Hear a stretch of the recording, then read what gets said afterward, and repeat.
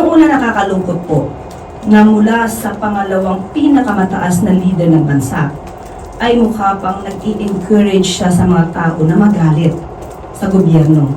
Nung nalaman po ito ng Pangulo ay wala po siyang naging reaksyon dito dahil hindi nga po ito dapat nanggagaling sa pangalawang pinakamataas na leader ng bansa.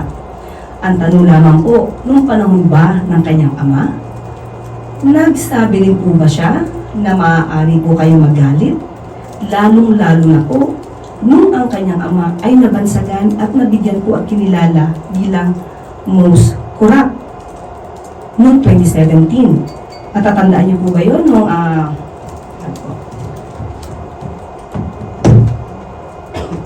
Noong 2016 ay runner-up lamang ang Pangulo.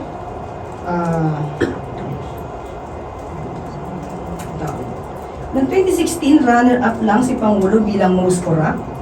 Siya ay kinilala ng Organized Crime and Corruption Reporting Project.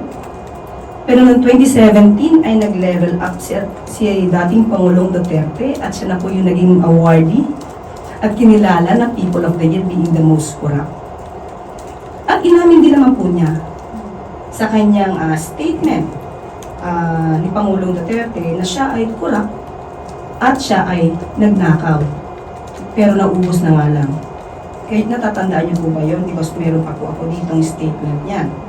Okay? So, ang tanong lamang natin, yun ba ay hindi niya man lang nasabi na dapat na merong karapatan ang taong magalit. And at the same time, wala po tayong nadinig sa Pangulo kahit ano pa ang naging di umanong anomalya ng DepEd sa pamumuno ni VP Sara. Lalo-lalo na nung nasayang ang pondo sa mga pagkain na bulok lang na intended sana sa mga estudyante, lalo-lalo sa mga maralitang estudyante. So being the Vice President, siya bilang Vice President, mas maganda po sana kung siya ay mag-encourage sa mga tao na makipagtulungan lang instead of having this feeling of hatred against the government. Mas maganda po na sabay-sabay sana tayo umangat kaysa sa may mga ibang tao na gusto magpabagsak ng gobyerno. She's arguing that it's part of freedom of expression. Yes.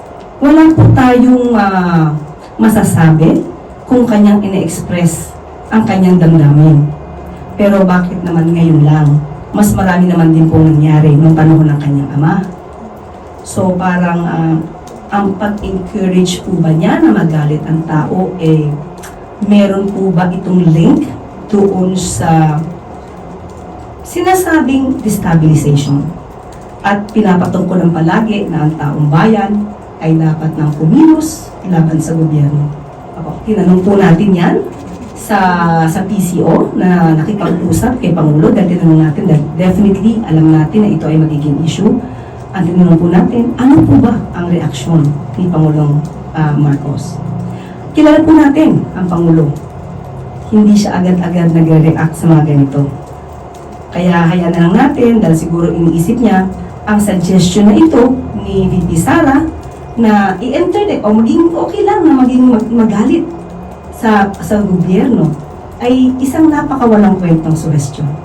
Magandang umaga, Malacanang Press Corps. Welcome sa ating press briefing ngayong araw, February 27, 2025. Ako po yung handa nang sumagot sa inyong mga katanungan.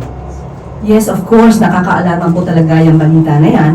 At magpagpupursigihin pa po natin at paiitingin po natin ang ating pwersa para pumasok po ang mga sinasabi at napagbibintang ng spies. At kailangan po talaga na mas maigting ang pagsisiguridad o pang-seguridad ng ating palasyo at of course ng Pangulo.